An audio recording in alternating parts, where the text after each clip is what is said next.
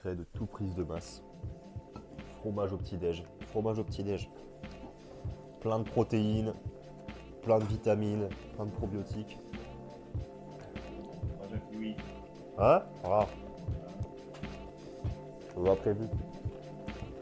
Et malheureusement, toute bonne journée commence par des trucs que t'as pas envie de faire, donc je vais devoir réviser mes cours un petit peu avant d'aller à la salle pour me faire plaisir.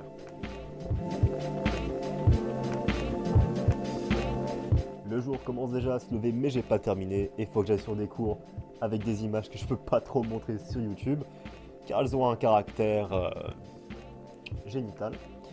Donc je vais devoir couper le petit timelapse et je vous retrouve quand j'ai terminé ça. Il est donc 14 h et je suis en train de boire mon petit pré-workout. Pour moi, le meilleur pré-workout, c'est un café bien noir, ma créatine, du sel et 500 ml d'eau pour être à fond et bien hydraté. Parce que je bois jamais assez dans la journée, donc avant mon entraînement, c'est le moment où je me dis, faut boire un peu. Et en plus, ça augmente mes performances, donc c'est super. Donc, on va faire une séance push. J'avais fait une séance pull commentée, mais pas une séance push commentée. Donc, je vais faire une séance push entièrement commentée. Je ne parlerai pas à la salle, à l'exception peut-être de quelques fois. Mais pour la plupart du temps, ce sera en voix off avec le Samuel du futur. Toujours important de se hyper avant la séance.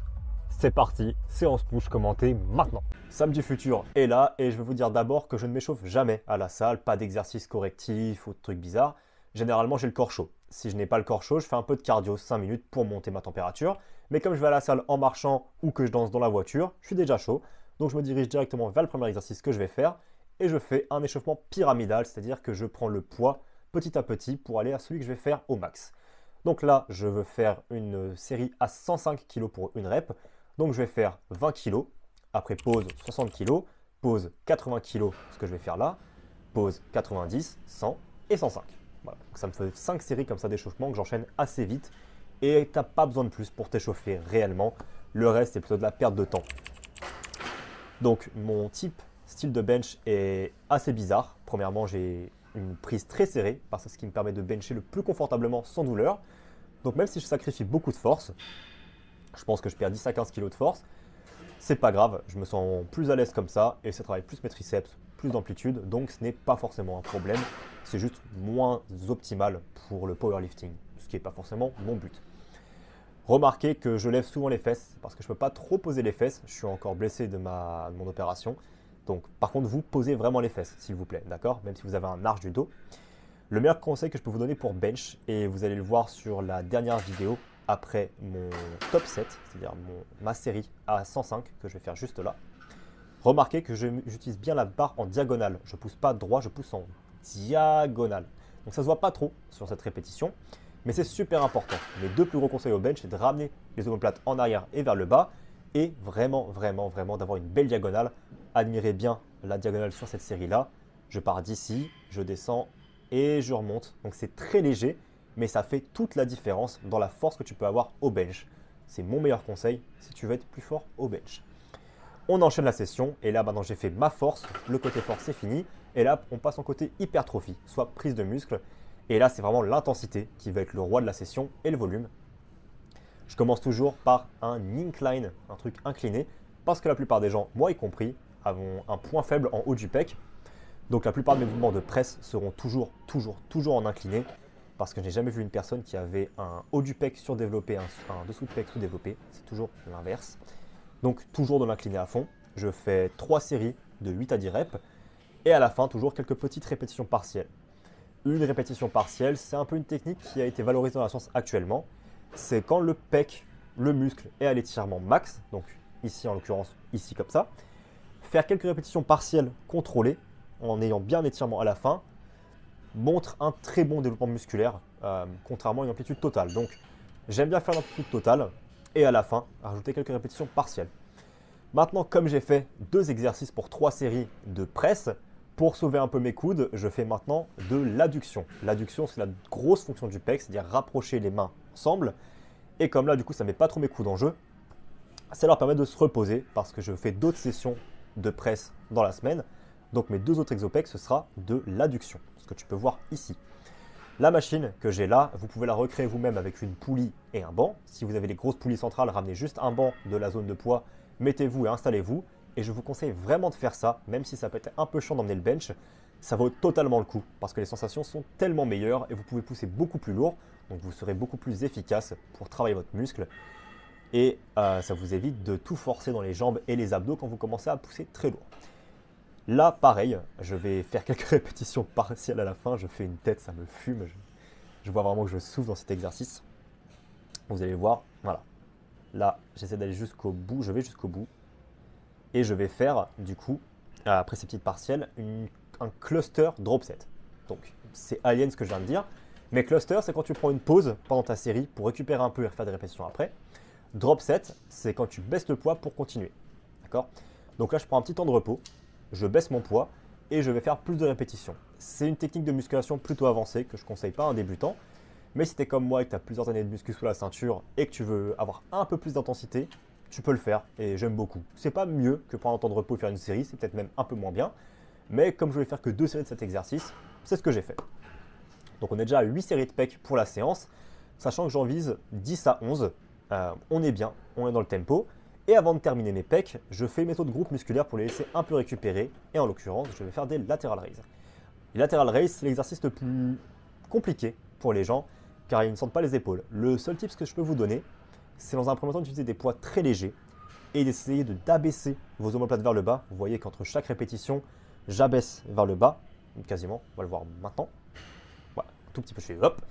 Ça me permet, on va dire, de moins sentir mes trapèzes et vraiment plus me concentrer sur mes bras qui partent sur le côté. Si l'exercice vous fait un peu mal aux épaules, n'hésitez pas à le faire plus en avant et moins sur le côté, d'accord? Ça ne changera pas grand-chose. Comme j'ai dit, je termine mes autres groupes musculaires, donc là je vais faire mon triceps. Le plus gros problème que les gens ont avec le triceps, c'est qu'ils bougent les coudes quand ils font un exercice triceps. Ici, j'essaie vraiment de bien fixer le coude et il n'y a que mes poignets qui descendent et qui remontent. Les coudes ne bougent pas ou à peine pour filer peut-être un peu d'aide. Et pareil, gros contrôle, grosse répétition. Et vous allez voir que dans la deuxième série, je fais toujours un peu de partiel ou un peu plus de contrôle parce que c'est le seul triceps que je vais faire dans la séance. Donc 3 séries, c'est largement assez, comme je vais en faire plus dans la semaine. Mais par contre, il faut de l'intensité. Donc je vais tirer, je pense, une sale tronche pendant toute la série parce que j'aime bien avoir les yeux fermés et on va dire m'imaginer des choses pour, pour pousser plus lourd. Imaginer des scènes de manga, imaginer des choses. Voilà. Donc j'ai toujours les yeux fermés sur une poulie comme ça ou sur une machine parce que je kiffe avoir ma musique dans les oreilles et m'imaginer des gros trucs. Et ça m'aide à pousser beaucoup plus lourd. Et je termine la session par des pecs. Donc pec deck, ma technique pour pas trop vous arracher les pecs, c'est d'aller chercher sur le côté avec vos deux mains à chaque fois. Comme ça, vous n'avez pas à étirer à fond. Et pareil ici, étirement max à chaque fois. Et je ramène. Le plus important, c'est vraiment l'étirement. À la limite, la fin du mouvement, elle n'est pas super importante. Et vous voyez que j'ai encore quand même beaucoup de force parce que j'ai pris une pause. Si j'avais enchaîné cet exo-là après les trois autres exos pecs, j'aurais pas pu soulever grand chose. Là, ça m'a fait une pause de 20 minutes, ce qui me permet à mes pecs d'un peu récupérer pour vraiment les terminer. Donc, je fais 2 exos où je pousse et 2 exos où je ramène parce que je veux vraiment économiser un peu mes coudes pour le reste de la semaine parce que je vais faire d'autres exos de presse et d'autres choses de presse, voire même peut-être plus de bench pour augmenter ma force. Donc, forcément, il faut y aller un peu mollo sur les coudes. Cet exo-là, je l'adore. Je le sous-cotais pendant 3 ans. Je ne le faisais jamais. Je trouvais que c'était un exo pourri. J'ai totalement changé d'avis. Je trouve que c'est un des meilleurs exos pecs que tu peux faire, surtout pour quelqu'un qui ne connaît pas trop la salle. Faites-le, c'est exceptionnel. Petit posing intra-séance. Si vous aimez vraiment le bodybuilding, je vous conseille d'apprendre à poser. C'est super valorisant pour vous de voir votre progrès et de pouvoir montrer vos muscles d'une façon qui vous plaît et qui vous fait kiffer. En l'occurrence, j'adore mon triceps, j'adore la tronche qu'il a. Et voilà, ça me donne limite plus de motivation dans mon entraînement de voir à quoi ça ressemble et le progrès que je suis en train de faire. Je termine ma session encore par des lateral raises parce que je veux vraiment optimiser mon deltoïde. Et là, je le fais à la poulie. Comme je le fais avec une seule main à la fois, entre mes 2 mouvements, je fais toujours 15 secondes de pause pour récupérer un tout petit peu parce que sinon, je remarque que je ne fais jamais le même nombre de répétitions à gauche et à droite. Donc, je fais droite, 10, 15, 30 secondes de pause, un petit peu de tch, et après, je repars pour terminer. Et ça pour 2 séries et ce sera la fin de l'entraînement. Comme j'ai dit, chaque semaine, je vais essayer d'augmenter le volume. Donc là, j'ai fait 10 à 11 séries de pecs. 11 peut-être 10, ouais, 10. Et là, je vais augmenter la semaine prochaine, faire plutôt 11 à 12, 12 à 13. Et à chaque semaine, évoluer jusqu'à aller à 18 séries par semaine de pecs, voire 20. et c'est la fin de l'entraînement, à plus tard.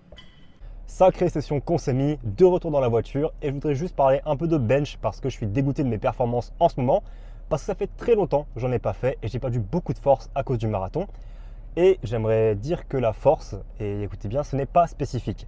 C'est-à-dire que là actuellement, je retrouve petit à petit ma force au bench, non pas parce que j'étais faible physiquement, mais parce que mon corps n'était plus habitué au mouvement. Et plus tu t'entraînes à faire un mouvement, plus tu vas être fort sur un mouvement.